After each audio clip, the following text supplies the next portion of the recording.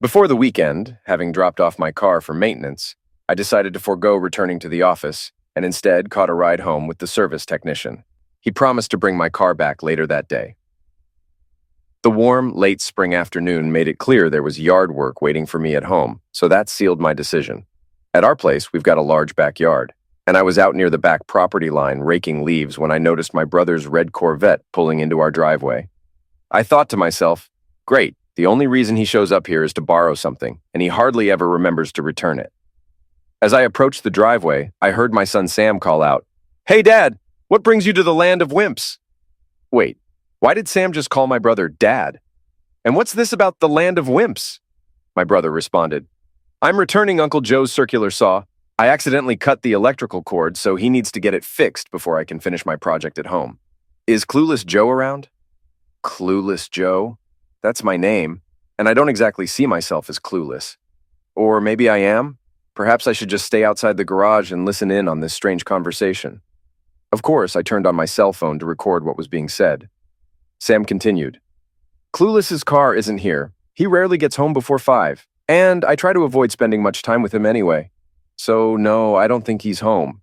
Hey, now that school's out, when can I come spend time at your place? It's way more fun than being around here." "I'd love to have you over," my brother replied, "but your mom wants to cherish every moment with you. You're her only child, and as you get older, she'll miss you. Cut her some slack. She's supposed to spend some time with me next Thursday, so I'll talk to her about you staying with me for a week or two this summer." It was unsettling to hear my son question, "Why doesn't Mom leave Clueless and live with you?" I wasn't aware that she often visited his house in the afternoons. Oh no. Pieces of the puzzle were fitting together in a way that troubled me deeply. Could it be that I've been completely unaware? I felt overwhelmed by the thoughts of what might really be going on. Eric boasted, "Ever since I got her pregnant with you, I've been asking her that every month. She tells me, 'You're great in bed, but you wouldn't make a good husband.' I have a husband whom I truly love and cherish. Every moment with him makes me feel like the luckiest woman alive. I love him, and I definitely don't love you." I was devastated, but then I thought of a possible solution: a DNA test. Years ago, Carol, Sam, and I all took the 23andMe DNA test. Could it have been tampered with? What if Carol discarded my test and used Eric's saliva in a tube labeled with my name? It would have hidden Sam's true parentage, denying me the right to know I wasn't the father of a boy I deeply loved. When the hope of redemption faded, I had to face the reality. My name is Joe Tyndall, 43 years old. I haven't gained much weight since college, still around 175 pounds. I'm slim, not an athlete, but excelled in distance running in high school. My running is sporadic now due to family and work, but I manage a few miles weekly and participate in charity runs. I am the CFO and COO of Tyndall's Machine Company in my hometown, a business started by my great-grandfather as a blacksmith. We now specialize in precision parts for aerospace and metal replacement industries. My father Edward is president, and my brother Eric is the chief marketing officer. Eric, my younger brother, is physically opposite to me. He's 6'3", 5 inches taller, and over 50 pounds heavier. A typical jock, he was a popular football running back in high school and got a college scholarship for it. Unlike me, he didn't have to work or take out loans and graduated mainly because his instructors kept passing him to maintain his football eligibility. Eric's degree in physical education wasn't useful, so he started as a junior mechanic at Tyndall. He wasn't great at precision work, but used his name recognition to bring in customers and keep them happy, even though he couldn't discuss technical details. Despite this, he was beneficial to the company. Like any multi-generational company, we had our disagreements. Eric wanted a commission on new sales, which isn't uncommon. Since he already had a good salary, I negotiated to keep all income from patents I developed. Dad quickly agreed to Eric's request, but I had to fight hard for my share. I first noticed my wife Carol at a 5K charity run. She had a degree in secondary education and worked as an English teacher. A year after we met, we got married.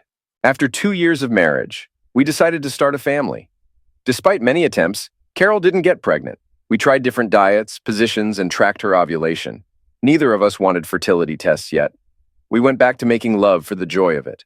And a few months later, Carol missed her period. Carol's pregnancy had challenges. She was bedridden for the last 2 months. The delivery was complex, and we almost lost both Carol and our newborn son. Sam was delivered by cesarean section due to his size. The doctor advised against another pregnancy due to serious risks, so we agreed to the surgery he recommended for Carol. Knowing Sam would be our only child made him even more precious to us. Sam was a lively boy, always full of energy. We enjoyed roughhousing and playing various sports together, although Carol didn't always approve. His grades were slightly above average. After his 15th birthday, things changed. Our long talks while playing ball stopped as he spent more time on his phone or Game Boy. He became rude and dismissive, thinking my profession as an accountant wasn't manly, especially now that he was taller and more muscular. Carol excelled as a wife and had become the principal of McKinley School, which catered to students with academic and social challenges. The stress from her job sometimes led to conflicts at home, but she remained loving and sweet in our intimate moments. Our bed life was fulfilling and frequent. I was shocked when my brother told Sam he was his father and had been intimate with Carol for over 17 years. It seemed impossible, but I noticed Sam's resemblance to Eric and Edward, unlike me. It left me questioning everything. That evening, I watched Carol closely for any signs of an affair. Dinner was lively, and Sam left to hang out with friends. As Carol and I cleaned the kitchen, she playfully urged me to finish quickly, wearing only a lace apron. We then headed to bed, where I had the best closeness. The next morning, Saturday, we were supposed to have lunch at my parents' house to celebrate Edward's 70th birthday. Carol didn't want to ride in my Volvo, and Sam preferred to go alone so he could leave early. So we went in Carol's Lexus, as she preferred. As we walked through the front door, my mother Sally greeted us with hugs in a particular order. First Carol, then Sam, and finally me. Edward received the same greeting sequence. I was keenly observing the interaction between Eric and Carol next.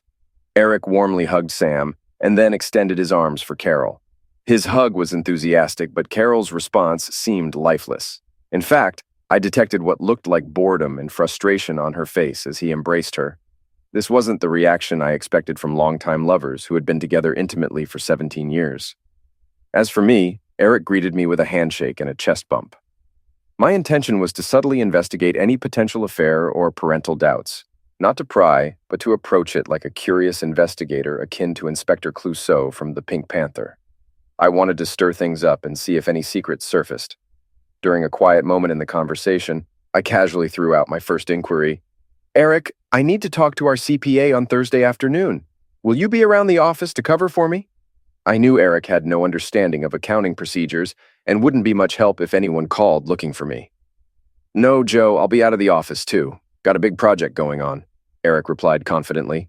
Carol blew a couple of bubbles in her iced tea through her nose, a sign I recognized that I might be getting closer to uncovering something. "So, big guy, is this project going to leave you sweaty and exhausted?" I prodded. "Nah, I've worked with this person plenty of times before, and I always come out on top," Eric chuckled. Carol's glare at him was more intense than any of our plasma cutters. I could see her face draining of color. There was complete silence. No clinking of forks, no ice clinking in tea glasses. The atmosphere in Mom's dining room was quieter than midnight in a graveyard. Everyone's eyes were darting between the five of us. That alone suggested they all knew about the affair. I swear I could almost hear the tension seeping through their pores. This was exactly what I wanted. To play the fool, clueless Joe to them all, while underneath I understood exactly what was going on. Dad broke the tension by saying, "Well, you guys should check your schedules and figure out who's doing what." He continued, "I'm glad you boys could make it today for my birthday. My grandfather bought this 160-acre piece of land when it was miles from town. He'd be proud that it's still in the family and our business is thriving under Eric and Joe. Given my age and confidence in you boys, I'm stepping down as president of Tyndall. Eric will take over as the new president. There will be a change in the salary structure. Joe's new salary will always be 75% of Eric's. I really want Joe to stay with the company and be rewarded for his hard work. With Joe's income from patents, both of you boys will have about the same earnings." Carol squeezed my arm and gave me a reassuring smile. "So I report directly to Eric now? Eric, who couldn't tell a CNC machine from a popcorn popper, is running the company. This sounds like a disaster waiting to happen." "Listen, little brother," Eric interjected. "I've always been the take-charge guy while you've been counting small beans. It takes an alpha male like me, not a wimp like you, to be the boss. Get over it, Joe. Once again, I win. You lose. That's enough, boys. Eric, you won't be calling the shots here. I'm still the chairman of the board and outrank you. I own all the stock. You'll run the business the way I tell you to. This company's been in our family for over 100 years, and I won't let it go downhill on my watch. We're Tyndalls, and the important family legacy rests in our hands, just like those men on the wall, so simmer down. Dad gestured towards the pictures on the living room wall depicting 3 generations of Tyndall men. Speaking of which, Dad, which picture on the wall is your grandfather? My grandfather is on the left side of the pictures. My father's next to him, and I'm on the far end. I would have thought you knew that. I was just confirming because I have a question. Looking at those 3 pictures, it seems I don't resemble any Tyndall, living or dead. Different body type, hair color, facial features. Eric and Sam look like Tyndalls, but not me. I don't get it. My mother's shoulders slumped. Her face turned ashen, matching the redness creeping into Dad's. Once again, silence settled as everyone's eyes shifted between my parents and Eric. I found the best way to get people to talk is to drop a bombshell and then let them handle it delicately, without stirring up too much trouble. Joe, you might as well finally hear the family secret. Your mother and I planned to get married, but your mother got drunk at her bachelorette party and got pregnant. We were also intimate, so she thought she was pregnant by me. She had no way of knowing. We got married before she even knew she was pregnant. We were both surprised but happy because I thought I was the father. You were a weak and small baby. We thought it was due to your mother's pregnancy issues. You were frail and we almost lost you when you had the mumps. It was touch and go for several weeks. Joe, you were about 10 years old when we realized you weren't biologically mine. Sally had concealed that she had been with someone else before we married. She thought you resembled this other man. When DNA tests became available, we confirmed you're not my biological son, but Eric is. Well, that explained why I was treated differently compared to Eric. This revelation wasn't what I expected. I was probing about Sam's father and got hit with this bombshell. It flipped my world upside down. There wasn't much I could do about it now, but it left me with more questions. Mom finally spoke up, saying, "That doesn't mean we don't love you as much as Eric. We raised you as our son, and we both still see you that way." It was comforting to hear that from her, but what did this have to do with what I overheard Sam and Eric discussing? "Okay, Dad, that explains my physique, but why doesn't Sam have my body type? Instead, he's more like you and Eric." Here's another bomb for them. "Joe, you and Carol struggled so much to conceive that it became stressful for her. She felt she was letting you down and turned to your mother for advice. She remembered your severe case of mumps, which likely left you sterile. Your mother and I decided that for your marriage and the Tyndall legacy, we needed Eric to father Carol's child. Initially, Carol objected, but she understood how important it was for the family to have a new Tyndall baby, including you, Joe. You wanted a family, and Eric and Carol provided what you couldn't produce. We hoped this wouldn't come to light, but with DNA tests and the differences in body types between Tyndalls and non-Tyndalls, it was bound to surface eventually. My mind was overwhelmed by a whirlwind of emotions, swirling like a tornado inside my head. I couldn't find words to comprehend this shocking discovery. Both my mother and wife enveloped me in loving, tender hugs, tears in their eyes, understanding the pain and confusion I felt. Mother whispered, my son, I'm so proud of you." Carol whispered, my husband, I love you so much." Dad spoke, "Our hope, Joe, was that you wouldn't take offense, but instead feel the love your family has for you." "Well, Edward, may I call you that now that I know you're not my father? Why would you think I wouldn't mind being shamed by my entire family?" Sam snapped. "Now you know how embarrassed I've felt, having everyone think you're my dad instead of a real man like Eric. Jeez." Everyone's gaze turned to the defiant Sam. Carol slapped him across the face and shouted, "Joe has been the best father to you. He's done everything to make you happy. I've seen 1,000 kids with worse fathers than him, but none better. You should be grateful he raised you." With sarcasm, I added, "Why did it take so long for you to show this caring concern for my feelings? Why not tell me the truth right away instead of lying all these years? I bet you had some good laughs behind my back as I boasted about what a great son I had. No wonder you nicknamed me Clueless Joe." Once again, silence engulfed the room. "We couldn't tell you, Joe. It would have been too painful for you, and we hoped no one would find out. Besides, we needed you at the plant. You're the brains and creativity behind everything. We'd be lost without you if you got upset and left. Plus, we couldn't afford to hire anyone as skilled as you. A headhunter told us the CFO and COO salaries were more than double what we paid you. This is too much for me to take in. You orchestrated my brother to father a Tyndall child with my wife, not me. You kept me working below market rate so your profits and dividends would be higher. You led me to believe I'd be in charge one day, but apparently Tyndall blood matters more than competence. I can't believe what you've dropped on me today. Next thing, you'll probably tell me my beloved wife is still with my damn brother. Here it comes, the moment of truth. Will she admit to still being with Eric? Or will she lie like she has for the past 17 years? Once again, the room fell silent. Eyes shifted between the guilty parties, yet no one denied the betrayal. Finally, a timid voice whimpered, "I'm sorry, Joe, I'm truly sorry, but you have to understand the pressure and stress I face at work. I don't love him. I despise him for who he is. But I need him to keep me sane." With that, she collapsed to the floor. Part of me wanted to comfort her, but I restrained myself. She brought this upon herself. Now she has to face the consequences. "I'm sorry about this, son, but we—" Son? Son? You hypocrite, calling me son after destroying my whole life, showing me the bare minimum of affection compared to Eric when we were kids, pushing Eric's child on me as if it were mine, laughing at my utter cluelessness and complete disrespect you had for me. I'm done with this nest of vipers. You claimed you were doing this for my sake, but you were deliberately and completely betraying me for your own selfish reasons. None of those reasons benefited me. They all shattered my heart. I feel like a helpless orphan, abandoned with no one to turn to. Each and every one of you slimy a-holes deserves a personal and heartfelt "screw you." With those words shouted so loudly that spit flew from my mouth, I turned to leave. Just as I reached the door, a large hand grabbed my arm. "I'm sorry about this, Joe. Since it matters so much to you, I'll stop sleeping with your wife. I've been with her for so long that she's all stretched out. So I'm giving her back to you." The audacity of that complete a-hole, giving my worn-out wife back to me. Once again, I turned towards the door, but this time Eric spun me around. The spinning motion gave me an advantage. I had the opportunity to punch him as I turned. I aimed for his nose and swung with all my might. Unfortunately, I missed. I didn't realize how much taller he was up close. Instead, my fist landed directly on his throat.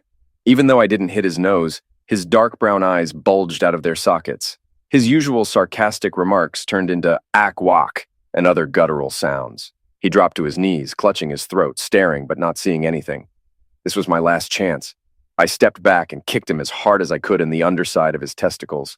It had the desired effect. A blood-curdling scream erupted from his collapsing throat. Carol and Sam rushed to him, but with different emotions. Sam tried to console his mother's lover.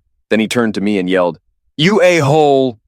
Carol started kicking Eric in the back as hard as she could, screaming, "You a-hole! You deserve this!" and much more. I left the chaotic scene, got into Carol's car, and deliberately backed it into the driver's side of Eric's prized Corvette. As I sped away from the yard, I grazed the passenger side of Edward's new F-150 pickup. My emotions were overwhelming, making it hard to keep the car steady on the road. I found solace at an abandoned gas station. First, I cried until I felt drained. Then anger erupted like 4th of July fireworks. Beating the vinyl dashboard was all I could manage in my state. Finally, exhaustion set in. My limbs weak, my mind numb. Among the buzzing calls and texts on the floor, one was from Carol. With a deep sigh, I pondered my options. There was no undoing what they had done. Not only was I betrayed, but I also discovered my true parentage. What a mess I was in. Just days ago, I felt on top of the world. Now, it was all a disaster. The silver lining was knowing I had choices. Option 1 was to stay, continue as clueless Joe, and likely get a raise, but report to Eric or Edward. Seeing them every day would only deepen my pain. Option 1 was out. Option 2 was to quietly leave town, let the Tyndall family carry on without me. But why would they care now when they didn't care before? Option 2 didn't suit me, but maybe I could merge it with Option 3. Option 3 involved staying in the family, but with a twist, to make them regret every deceitful act they had subjected me to. Yeah, door number 3 appealed to me. The only thing holding me back was being 20 miles from home. I needed to move forward. The damaged car belonging to the 403 was left in the yard, not the driveway. I packed my computer and all important documents into boxes and loaded them into my Volvo. Clothes I would need for the next few months went into my car, while other clothes and items I wanted to keep but didn't need right away were placed in Sam's 2017 Acura. Sam's dog Bullet stuck to me like glue as I made my getaway. He seemed eager to go outside, which was typical of him being a constant nuisance, I wouldn't miss cleaning up after him, feeding him, and taking him for walks. As I made my exit, Bullet left me a parting gift, a large greasy pile of poop near the house. Chuckling to myself, I scooped up the steaming mess and carried it into the master bedroom. On our marital bed lay the wedding ring quilt, lovingly made by my mother and grandmother. It featured various wedding ring patterns on most squares, with some squares stitched from clothes Carol and I wore as kids. Our names and wedding date were embroidered into the squares, a sentimental treasure trove. It seemed fitting to place the dog's gift in this special spot, with my wedding ring atop the pile. Carol would surely understand the symbolism. All the wall pictures of the 403 and Eric's son were stacked neatly on her cherry wood dining room table. After covering them with a towel for protection, I grabbed a hammer from my workshop. Driving my largest nail through the entire stack, shards of glass flew in every direction. With everything settled, I was ready to move on. There was nothing and no one keeping me tied to this place. I drove my loaded Volvo to an extended stay hotel on the other side of town. After unloading, I parked the Volvo at the airport and rented a car from Hertz. My plan was to disappear and avoid any contact with the snakes. The rental car took me to my new temporary home base. An Uber driver helped me retrieve Sam's car, which I stored in a unit. Once settled, I planned to sell it, as it was in my name due to Sam's speeding tickets making him uninsurable. I ordered pizza and beer to my hotel room, avoiding being seen. I focused on securing my personal finances, paying off and closing joint credit cards, and leaving Carol the equivalent of her last 2 paychecks. I took the rest and left Sam to ask his real father for his college fund. That night, I struggled to sleep, reminiscing about good times with my family. Realizing they didn't care about me, I decided to transform from clueless Joe to fearsome Joe. The next day, I visited Tyndall Manufacturing, knowing the office would be empty on Sunday. I parked my rental car away from the front door to avoid suspicion. I disarmed and rearmed the security alarm and headed to my office. As CFO, I had access to all financial accounts. I consolidated all funds into the main account, maxed out our line of credit, and transferred the total to our international account in the Cayman Islands. I changed the login credentials for every account, preventing access for a while. I updated the postal address. I sent closing emails for utilities and services. Tyndall Men had archived every business document traditionally, but I introduced a cloud storage program 5 years ago. Only vehicle titles and warranties were accessible to all in finance. I ensured all passwords and logins were updated, preventing unauthorized access. I also updated passwords for any CNC machines connected online. Next, I infiltrated Eric's office to extract any incriminating files from his computer. It didn't take long to find video files showing him engaged in various illicit activities with staff members, local wives, and of course, Carol. I copied these videos onto my thumb drive and left his computer intact, saving this revenge for later. My final destination was the utility room, an unusually fortified area. This concrete-walled room housed the main electricity line for Tyndall Manufacturing, crucial for powering all our machines. One wrong move with the electrical wiring could turn someone into ashes instantly. Only the electrician and I had authorization to enter this secure room. Shutting down our utility services through the electric company's bureaucracy would take a few days. In the meantime, I shut down everything from the secure room and installed new locks. By the time they realized the main transformer box was shut off, the power company would be left in the dark. Opening that heavy door would require significant effort. All the keys to rooms, cabinets, stock areas, trucks, offices, and machines were dumped into a bucket of cleaning fluid to erase their identities. Leaving the building where I grew up and hoped to spend my entire career was heartbreaking. I had dreams of becoming president with Sam as my successor, but those dreams turned into nightmares, just like so many others. During my time at Tyndall, I attended numerous industry conventions, meetings, and breakout sessions, while Eric took his buddies out drinking and to strip clubs. Now, these events became my new job hunting grounds. Ignoring the flood of texts, calls, and emails from my once loving family seemed the right choice. Their words were repetitive. We love you. We're sorry. We did what we did for you, not against you. We didn't mean to hurt you. Please sit down with us, or just with Carol, so we can explain everything. My mother pleaded for forgiveness from Edward for getting pregnant with me, asking why I couldn't do the same with Carol and Sam. The number 17 burned in my mind. Because Carol was cheating on me for 17 years. Mom's situation was just a one-night stand.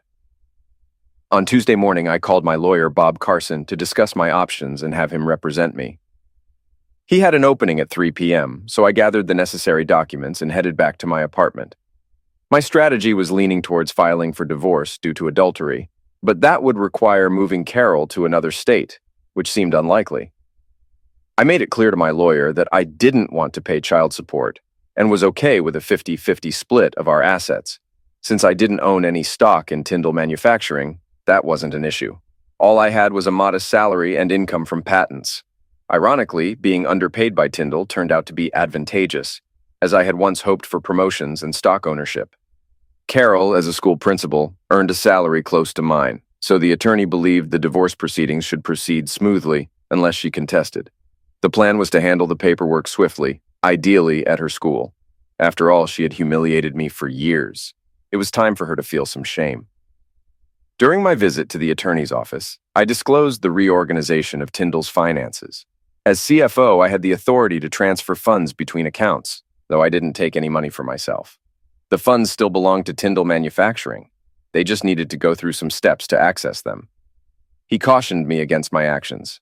"Joe, if this rearrangement leads to any financial loss for Tyndall, they could potentially sue you and win.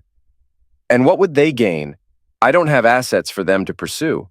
Besides, they wouldn't want me in court under oath explaining my reasons. No, they wouldn't want that Pandora's box opened for all to see." He sighed and requested a $3,000 retainer fee. From my list of manufacturing companies I had connections with, it didn't take long to arrange 3 meetings. These companies were interested in both my skills and access to my patents. There was no reason to remain in town. Though I had supportive friends, I didn't want to burden them. I needed to fight for a new beginning at 43 years old. A week later, Bob Carson informed me that Edward demanded my arrest for embezzlement, wire fraud, and grand theft. Bob explained that all funds were in a long-standing Tyndall account, and no withdrawals had been made. Edward needed to arrange a new authorized signer, which meant flying to the Cayman Islands, which he hated. A month after Carol received the divorce papers, my attorney asked if I had responded to her attempts to contact me. I laughed, having ignored all her calls, texts, emails, and letters. Carol objected to my taking Sam's college fund and car, which could delay the divorce. I offered to split the funds, but if unsatisfied, I planned to file a fraud claim, arguing I had supported Sam for 16 years, believing he was my son. This would bring Tyndall family drama to the media. A week later, Carol was ready to sign the papers, but insisted on meeting me for an hour. I had no interest in seeing her, but to resolve all legal ties, I agreed. I insisted on recording the meeting to ensure my safety. At 3 p.m. the following week, I parked my rental car in the driveway of our former home. Seeing no suspicious cars, I approached the front door. Carol promptly opened it. She didn't try to seduce me, but had 2 piles of papers to end our marriage. I declined her offer of a drink and focused on the task at hand. I didn't bother asking how she was because I no longer cared. Why should I? Instead, I said, "All right, you got me here. You can start." For the next 15 minutes, she recited from the Cheater's Bible chapter and verse. There was nothing new. I tried to tally the number of "I'm sorry" and "Can we work this out?" statements, but her words bored me. She even brought up the history of forgiveness between Edward and my mother. I responded by writing, "Once is less than 17 years, 24 times a year, totaling 408 times," in bold letters on her envelope. It wasn't that many times, Joe. "All right, show me the math then. How many times?" In a small, trembling voice, she whispered, "Too many." My face showed no anger or rage, just a complete lack of emotion. Seeing my disinterest, she attempted to engage me. "Do you want to ask me any questions?" Staring directly into her eyes, I asked, "Why?" After taking a deep breath, she began, "You know I was pressured into having a child with Eric's white fluid. Your father, Edward, really wanted to continue the Tyndall bloodline. He worried that any woman Eric might father a child with wouldn't be suitable to carry on the family name. Even while trying to conceive Sam with you, I still had intimacy with you, hoping it would be you who would father our child. I truly wanted to have your baby and build a family together forever, but I messed that up completely." The temptation to label her with the same derogatory term Edward used was strong. I decided to let her sit with her own thoughts for a while. "I don't agree with your disgusting conclusion, Carol. I've heard it too many times to find the idea of Eric's child creating a bond in our family repulsive. So continuing to be with Eric after becoming pregnant was your way of keeping us together? Was it enjoyable to secretly shame me like that? No, Joe. It wasn't about you. Bullcrap! I yelled. It had everything to do with me. I was your husband. You promised not to be with anyone else, especially not my brother. What were you thinking? How could you think it was okay to cheat on me behind my back? I'm sorry I said that wrong, Joe. I meant to say it was more about me than you. When I decided to get pregnant with Eric, I found out he wasn't as good a lover as you. He was rough and selfish. It was all about him and what he wanted, not me. I couldn't wait to get pregnant just so he would stop. He was sweaty, smelled bad, and made me feel awful every time.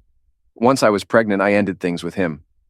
From then on, my focus was on you, the man I loved, who treated me well both inside and outside the bedroom. So you went back to him later because I was too good in bed. Ridiculous. This may sound awful. Yeah, this whole situation with Eric sounds awful. Hurry up and tell this sad, sad story about how you had to be with this big bad man who didn't satisfy you. Please, Joe, I only have an hour left of my life with you to explain. I still love you, but I know I've ruined my chance with you. I just want to convince you that what I did had nothing to do with our relationship. You were amazing to me, the best husband any woman could have. But I have a flaw. I've been very successful in my life, and sometimes I let it get to my head. I start thinking I'm better, smarter, and more important than others. I lose my empathy and act like an arrogant person. And I know you've seen that side of me. I needed a man who would treat me poorly, and Eric fit that description. Joe, this flaw became apparent after your mother and father convinced me to get pregnant by Eric instead of you. You mean when you were used like a farm animal? I suppose it was somewhat like that, as there were no expressions of love. We undressed, had closeness, and I left. No cuddling, kissing on the lips wasn't permitted. I found that I enjoyed rough act. Sometimes it was twice a month, sometimes there was a 3-month gap. It didn't matter to Eric how often I came to his house. To sum it up, Joe, I turned to Eric because I needed to be humbled and knocked off my high horse. It wasn't because you were lacking as a lover, but I had an uncontrollable need for rough act. Also, I felt ashamed to ask you to treat me the way Eric did. You've always been tender and loving, treating me like royalty. I used him instead of seeking therapy to deal with my superiority complex. Looking back, I see I made a huge mistake, and I'm deeply sorry for hurting the best man I've ever known. Someday, when this is all in the past, I hope you'll remember the times we were happy together. That's quite a stretch of a story. At least now I think I know all the details, or do I? Quietly, she replied. Yes, you know everything now. Do I? Let's find out what I don't know. When was the last time you slept? The last time I was with him was when I was kicking his kidneys after the terrible time at your parents' house. Do you do him BJ every time?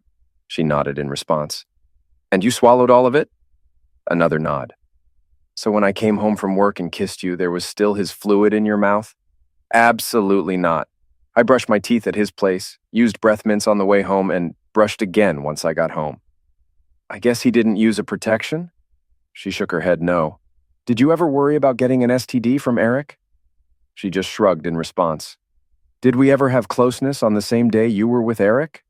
She turned pale at this question. I always douched there and again at home. That didn't answer my question. How many times, Carol? Not many, Joe, but there were times when you really wanted to make love, and I didn't want to turn you away. Those days, I'd suggest BJ instead of you going down on me. Now that you've avoided the question, let's get to the real truth.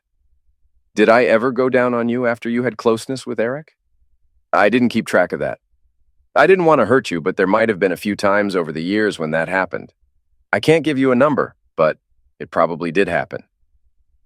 The lasagna I ate at Mama Anna's ristorante churned in my stomach like the eruption of Mount Vesuvius. Suddenly, my previous meal erupted across the table, drenching Carol and everything around her. Leaving a trail of half-digested meat and pasta, I staggered towards the door. Carol's sobbing pierced my ears, but I didn't care. She probably didn't appreciate vomit on her carpet or dress, but oh well. My lawyer had to reprint the court documents since no one at the courthouse would touch the soiled ones. 2 weeks later, the divorce was finalized. I kept half of Sam's college fund and the car money. Carol got the house until Sam finished high school, which I'm sure annoyed him.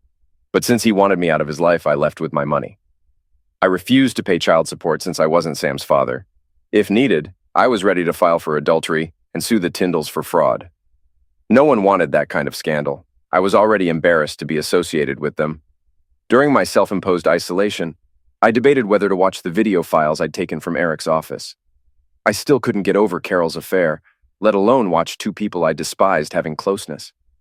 Each file had a name, and my heart sank when I saw Sindra on one, a relatively small file. Sindra was the wife of one of my best friends, John Brown. John was a senior when I was a sophomore in high school, and despite our different social circles, he was a popular athlete, and I was more of a bookworm. I ended up tutoring him in English. He was great at science and math, but struggled with English. Over the semester, we became friends. After he graduated college on a football scholarship, he returned to our town to be near his parents. He asked me for a job recommendation, and I helped him get hired at our shop, where he excelled in math and engineering. A couple of years ago, John and Sindra went through a rough patch in their relationship. Sindra had a difficult night out with friends and ended up having regrettable closeness with someone else. She confessed to John right away, but the incident strained their marriage. They had 2 young sons, and a divorce would have been devastating. The video labeled Sindra was the shortest one. It showed her stumbling into a hotel room where a cell phone camera was set up on a dresser. She appeared disoriented and stared blankly at the bed. Eric entered and undressed her without saying a word. Initially, I thought the video had no sound, but there was simply no conversation. Eric showed no affection as he pushed her onto the bed. She grunted and appeared dazed throughout the encounter. Then Eric did something shocking that startled me. Afterward, he casually grabbed a drink and lit a cigarette. Sindra eventually gathered herself, dressed, and quietly left the room. Not a word was exchanged between them during this whole scene. John always wanted to find out what happened, and now I have some proof in case he decides to seek revenge. I invited John over to my place to talk about something really private. After a couple of beers, he asked about the secret discussion. "John, I came across a video of your wife with another guy," I said. "It looks like she was either drugged, drunk, or both. I can tell you who it was, show you the video, or both. Whatever hurts you the least." It took him a while to gather himself. Tears welled up in his eyes, and he took deep breaths. I put my hand on his shoulder but stayed quiet. "Who?" he finally asked. "Your brother, Eric. But she hates him. Thinks he's a real jerk. Why would she sleep with Eric?" "Like I said, John, she seemed out of it. I'll show you the video to prove she didn't initiate it." After watching the video, he learned the identity of the man who had slept with her after a girls' night out years ago. She didn't know his name or why they had closeness. She sobbed uncontrollably while explaining everything to John. Trying to stay calm, he asked, "Why would he do this to an employee's wife? She said it was a one-time thing and he never contacted her again." "My guess, John, is that he didn't even know her last name. He just drugged the most attractive woman he could find and took advantage. He didn't care about her name, just her body." As he stood up, John thanked me. "This helps a lot. I forgave her back then because she was so upset and sorry. Now I know the truth, but I'm not sure if I'll tell Sindra. I'll figure it out as I go. Can I keep this video, Joe?" "Sure, it's the only copy," I replied. "Would you mind if, something happened to Eric in the next few months?" "Go ahead," I said. "It might even help me, since I already punched him once. Just let me know when it happens so I can have my alibis ready." "Thanks, Joe. You're like a brother to me."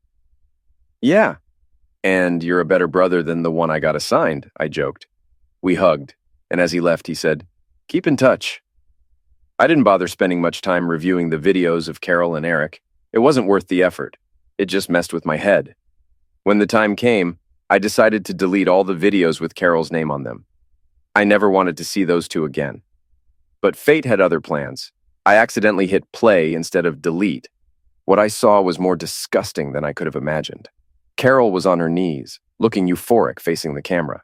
She hadn't lied when she said her husband, family, friends, and everything else vanished from her mind when she was with Eric.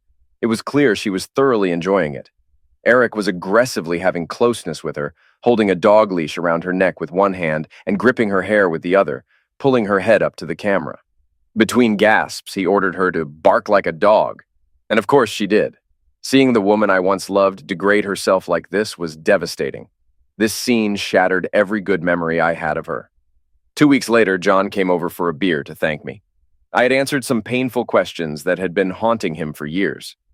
He also thanked me for proving that Sindra had been raped, not having an affair. He had a plan to use the remaining recordings to expose cheating wives and help husbands who had been hurt by Eric's actions. I gladly gave him the rest of those vile videos. My job search was finally paying off. One of Tyndall's main competitors reached out and asked me to come for an interview in their city, 100 miles away. This was the first bit of happiness I had felt in a long time. I made myself available for the interview anytime they wanted to meet. The Donen Corporation was led by CEO and President Tim Donen.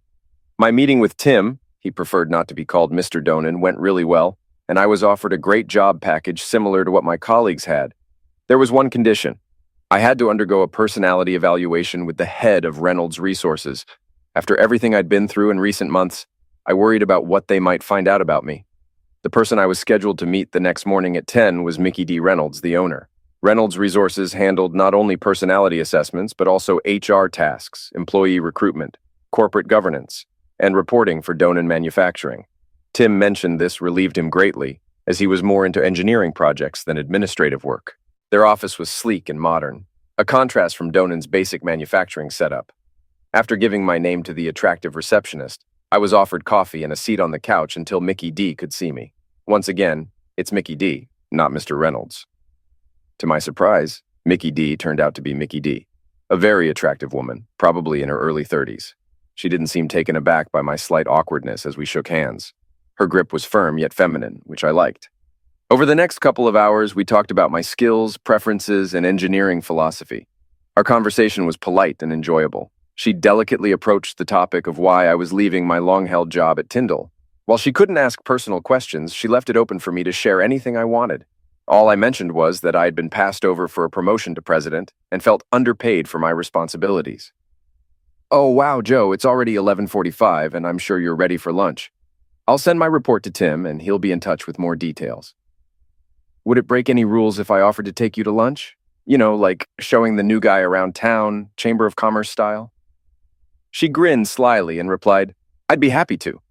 And so began a series of lunches that evolved into dinners and more over the next few months.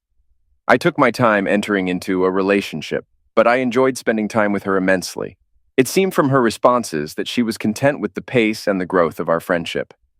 Meanwhile, Tyndall Manufacturing faced financial struggles. Despite having cash on hand to cover expenses, the funds were somehow unavailable. Edward had to act swiftly to meet obligations to vendors and suppliers. To keep the company afloat, he had to tap into emergency reserves. The 160 acres of valuable land near town, owned by the Tyndall family for over a century, was worth millions. However, the idea of mortgaging this property unsettled the conservative Tyndall family members. Taking out a mortgage helped keep the company operational until Edward traveled to the Cayman Islands to regain control of the funds. However, the damage to the company's reputation was significant. Suppliers, no longer willing to extend credit terms, demanded upfront cash payments. This severely strained their working capital, and the mortgage remained unpaid as the Cayman funds were repatriated. Over time, I gradually shared the details of the upheaval in my personal and professional life with Mickey D. She was empathetic, having experienced her own personal tragedy when her husband, the founder and guiding force behind Reynolds Resources, was ended in an accident involving a UPS truck 2 years earlier. She had bravely kept the business together after his death. Meanwhile, John informed me that someone had attacked Eric in a dimly lit bar parking lot. Eric took multiple hits from a steel pipe and pleaded for mercy as he lay on the ground. In desperation, he reached up with his right hand. The attacker seized Eric's middle finger and violently bent it backward until bones snapped. After a scream of agony, Eric lost consciousness, missing the assailant's warning, "That's for messing with my wife." My position at Donen brought a lot of joy into my life. I settled in quickly, and since there was no non-compete clause from Tyndall, I began to attract their best customers. They knew I had left Tyndall and were pleased to get my contact details. I wasn't as smooth a salesman as Eric, but I understood their needs and how to deliver products better, faster, and cheaper than Tyndall. Eric only cared that customers paid for our products. He wasn't out visiting customers much. It seemed he kept getting into trouble, often after leaving a bar. 6 months later, after finalizing the divorce, my relationship with Mickey D was thriving. Besides being beautiful, loving, smart, and caring, she was enjoyable to be around. After numerous dates and growing closer, our evenings became more intimate. Not rough, but filled with touching, caressing, and kissing. One evening, it became clear to me that Mickey was open to the idea of being with me intimately. As we danced closely, she sensed my desire for her. While her leg rubbed against mine, she looked up with those gorgeous eyes and asked, "Should we leave now?" "Absolutely," I replied, kissing her with more passion than before. We couldn't keep our hands off each other on the way home. It was almost reckless. But when the endorphins are flowing, how can you resist? There wasn't a rush to tear off buttons or rip shirts as we slowly undressed each other in her bedroom. Our hands explored new places, our breathing and heart rates increased, and then, "Did you bring protection?" she whispered in my ear. "No, I'm sterile. That's why Carol had Eric's baby." "What did the doctor tell you about being sterile?" "No doctor. My mom told me I had mumps as a kid, so I couldn't get Carol pregnant." "No doctor?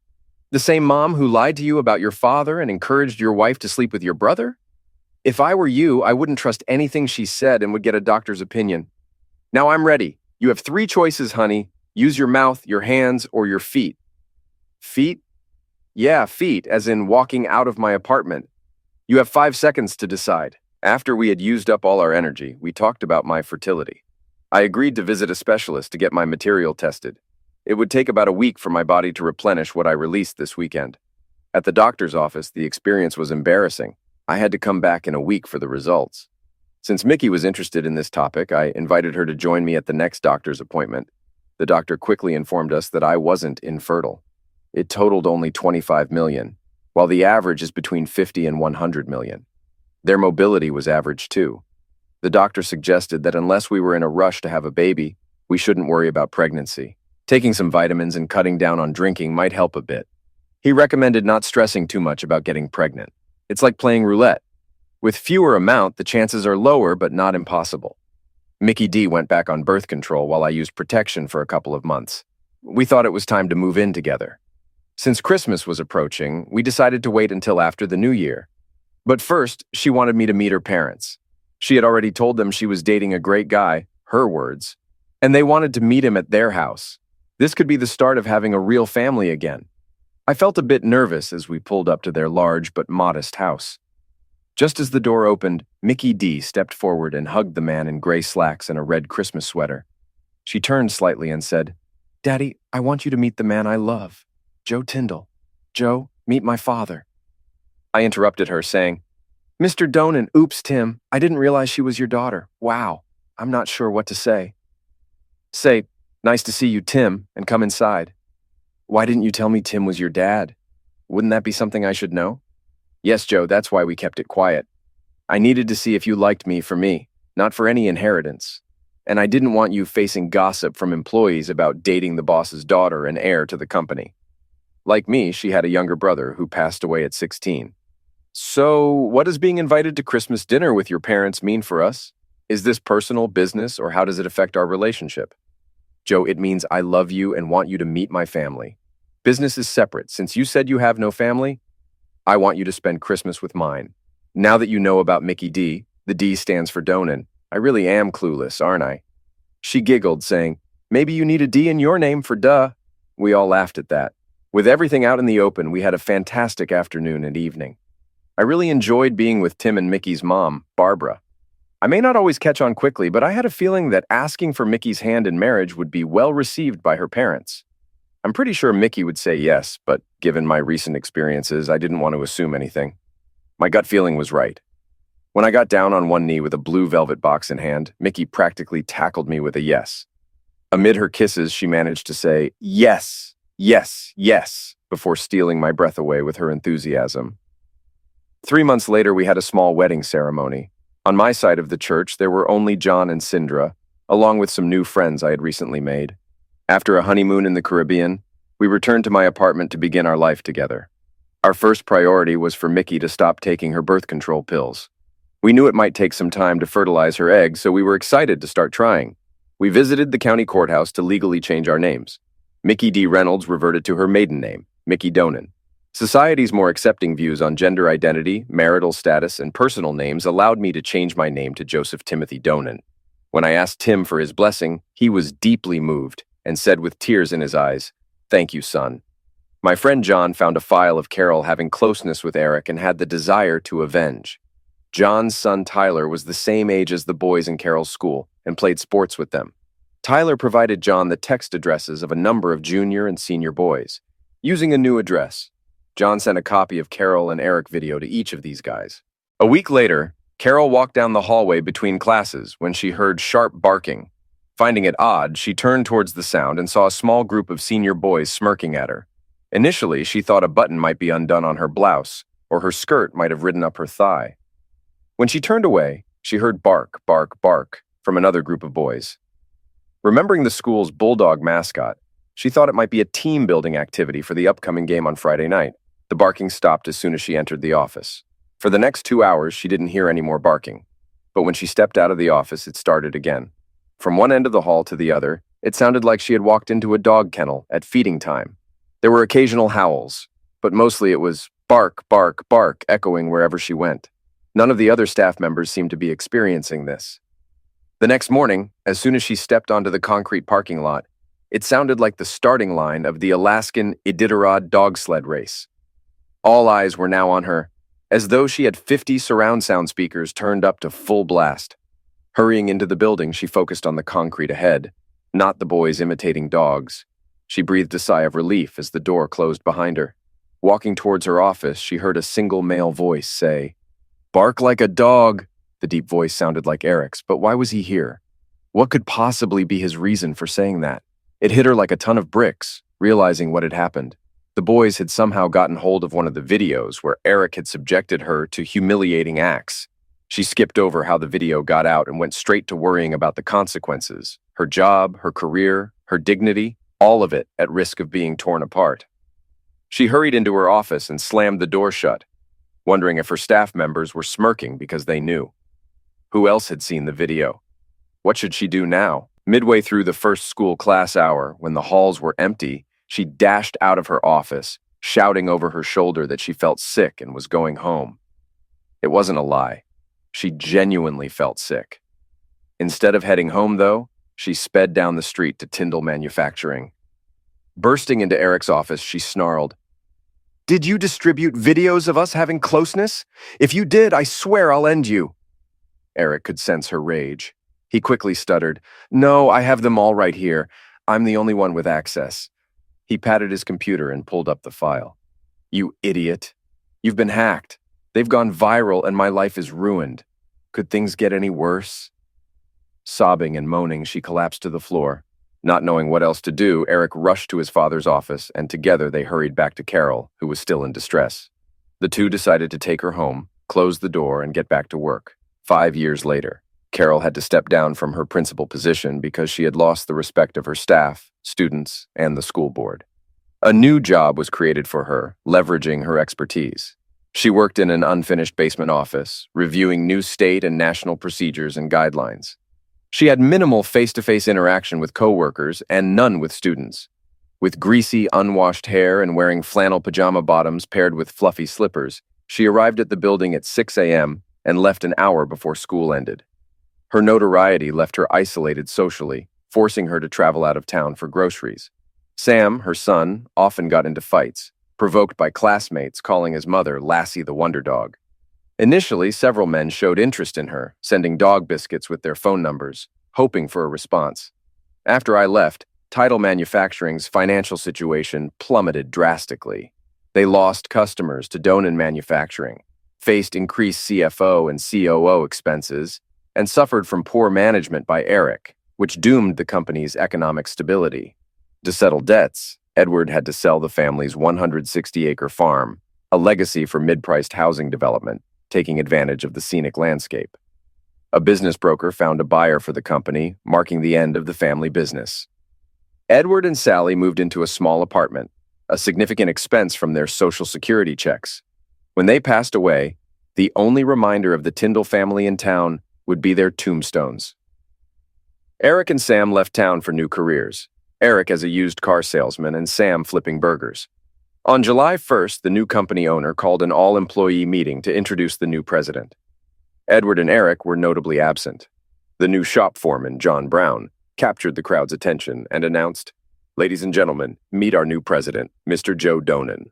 The staff was relieved to learn they were acquired by a competitor rather than a large conglomerate that might liquidate assets and lay off everyone. The biggest surprise came when I emerged from the office.